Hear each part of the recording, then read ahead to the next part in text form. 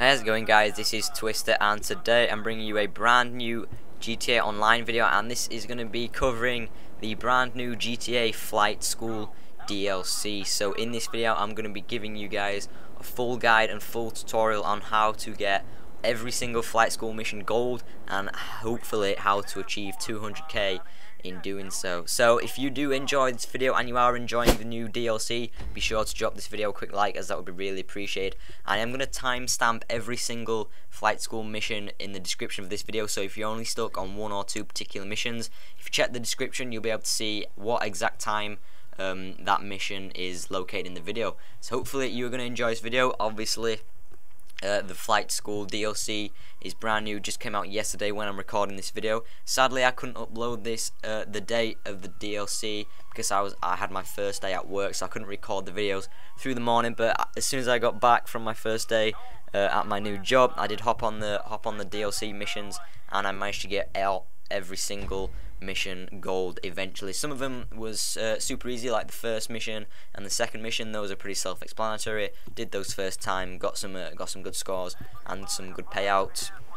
But some of them they did take a few attempts to get perfect. So yeah, hopefully you guys do enjoy this video. As I said, this is a full guide on how to get every single mission gold, and hopefully you guys will enjoy this. So this is the third mission, and I'll quickly note in this one that this is a parachute jump, and the actual score is actually based off of where you land, not where you finish, not where you land. So you'll see I tried to aim on the kind of outside of the rings, and in doing so I land on the outside, and your guy will kind of just stumble his way into the middle, and that is what the score is based off of. So that is what you want to try and do. You want to try and land on the outside of the rings, and hopefully your guy will stumble his way to the middle. You can't land in the middle, otherwise he'll just stumble his way to the outside of the ring. So there we go, I got 0.22 meters, and I got 6 grand. So just to quickly mention, this is also a kind of a way of achieving infinite money in the game, because if you didn't know, once you've done all missions and you've earned a lot of money, you can do the missions all over again on a new character, bank the money, and you can just basically keep doing that, keep creating new characters, and keep earning lots and lots of money. So it's kind of an infinite money cheat. Although I'm not gonna title this video "Infinite Money Glitch" because that's not the purpose of this video. I'm trying to help you guys get all gold. It's only a rough guide, and just to help, like, if you're struggling, you can't quite get the gold. I've got a couple tips on some of the more difficult missions that should help you get a gold medal. So this one, you've got to land the chopper on the flatbed. Just note the previous one was just landing the Titan on the beach. That one was pretty self-explanatory, and this one again pretty self-explanatory. Just land the chopper on the flatbed as quick as you can. You got to do it in under 19 seconds. You don't have to go for the smoothest landing, so don't worry about that. You just got to place it on the flatbed, and I managed to do so within 15 seconds, and which is pretty nice with 4 seconds to spare. So I managed to get a pretty decent payout of 10k. So you average about, I'd say, 20k on all these missions. So there's 10 missions, you average about 20k. Obviously some you get around 10, some of them you can get up to 37,500. So it's pretty nice. This one it's quite a hard one.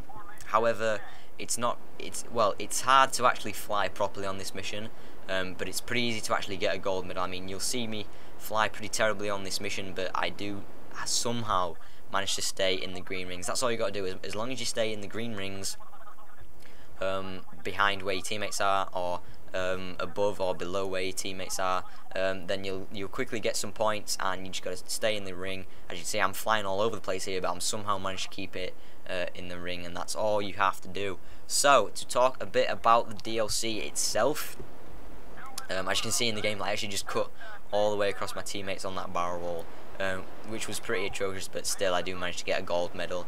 So you guys shouldn't take too long. You might take a couple goes just to learn the route you're going to take and which moves are executed when, but it should be pretty easy after that. So yeah, getting on to the DLC itself, I actually think this DLC is not too bad, in all fairness. A lot of people are really criticising Rockstar for this DLC. I mean, I'll admit that it's not as good as the previous DLCs, but then again, Rockstar don't owe us anything. It's just really nice that they are doing these DLCs, especially free. You know, if free DLC, you can't really complain. New content in the game, and especially these flight school missions, they're pretty fun to complete, and you do get a lot of money, as you can see there.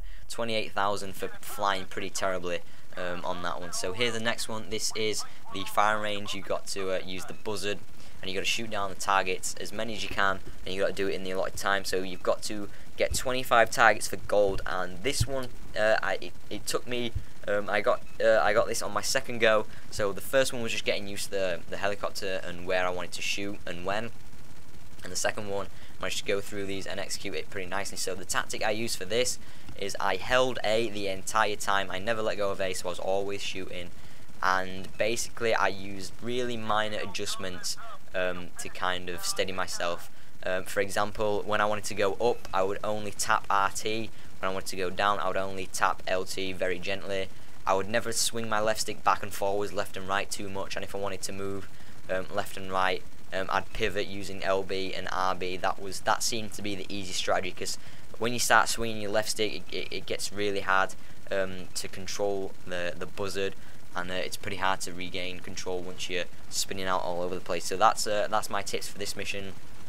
And once you get 25 kills, or 25 targets, I should say, it's pretty easy after that. So also, just to quickly note, use the view that you're most comfortable with. If you're most comfortable with the kind of first-person target view, then use that. I'm more comfortable with the behind the helicopter view, so that's what I was using. So yeah, that's it for this mission.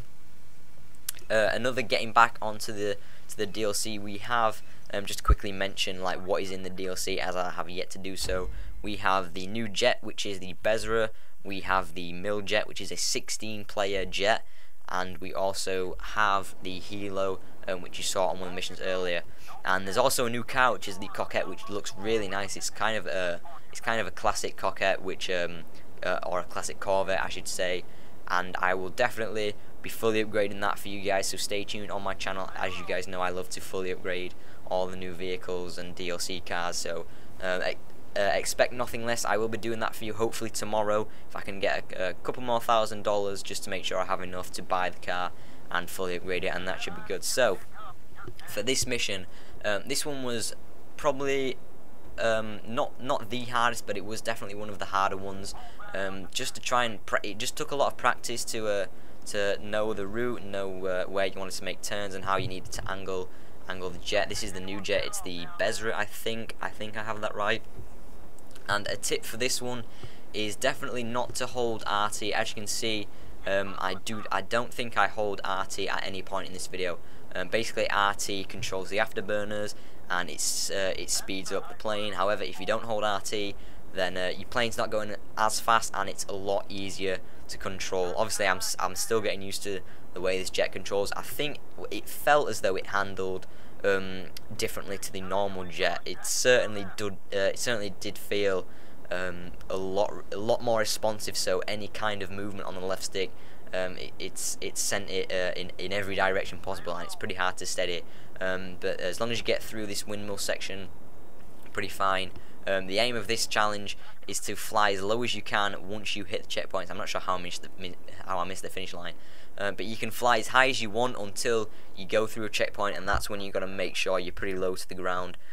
So after a few goes, that one should be pretty easy. As you can see, get gold. My average height was 0.91, and to get gold, your average height has to be below 1 meter. So I did pretty successful and earned $24,000. So this next one is probably by far the hardest mission.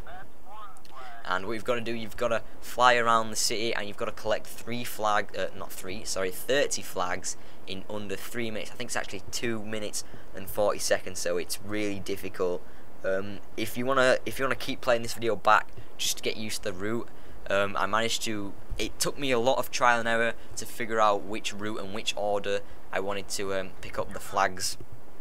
So basically, what I do, I start on the left, go around, go get a couple of the skyscraper buildings, go up to the Maze Bank, and then I tried to finish it off as best I could. And I actually do achieve all these 30 flags in around 2 minutes and 10 seconds. So that's with 30 seconds to spare. So this is definitely a really good route to take, and probably one of the best order to pick up each flags that I have that I managed to find whilst flying around. Yeah, because this one, it did take a lot of attempts to get this one right. So hopefully you guys will have the benefit of knowing this definitely more advantageous route of being able to pick up each flag in this order, and that should definitely save you a lot of time, and you should be hopefully be doing this a lot quicker than the amount of times it took for me to do it. So yeah, hopefully you guys will pick this up pretty quickly. Obviously I've sped it up slightly, so you guys aren't watching it for ages, but you can still get the general idea of the route I'm taking, and of the route where I'm picking up each flag. So again, getting back to the DLC, and kind of the criticization, I'm not even sure if that's a right word. Basically the amount of critics that Rockstar are getting from this new DLC, and it's basically kind of obvious that it's people are just wanting heists, and which I can kind of understand. We were promised heists a long time ago, so every new DLC that isn't heist, Rockstar are going to get bashed a lot, and as you can see, 37 grand for that mission, pretty nicely. So yeah, any update that isn't heist is just going to get bashed completely. I don't think this update's too bad. Obviously we got a couple new aircraft vehicles, and we got the new Coquette, although it isn't really related to the DLC, which is kind of confusing. It's still nice to have them put that in, because the classic Coquette does look pretty nice, and obviously, like I said earlier, I do look forward to fully upgrading that car for you guys. So yeah, I want to know what your guys' opinions on the DLC are, whether you think this is a good DLC, a bad DLC, you're not really too bothered. As I said before, I'm not really too fussed. I mean, a free DLC is a free DLC. You can't really complain, in my opinion. It's just nice that that Rockstar are putting them in the game for us. So yeah, like I said, I want to hear your guys' opinions on this DLC, whether you're a fan of it or whether you're not. And quickly to note, on this final mission, this is just following a teammate's jet around the city, going through checkpoints, doing knife flights and inverted flights. And once again, it's just one of those ones. It might take a bit of practice to know the route, know which angles you got to fly at, and after a few goes you should be good to go. So that is my all gold tutorial on the brand new Flight School DLC, and obviously, as you can see, I managed to pick up 233 grand from that. So hopefully you guys did enjoy the video, and be sure to leave it a like rating, be sure to subscribe for more videos if you are not subscribed yet, and hopefully I will see you all in my next GTA Online video. See you later, guys.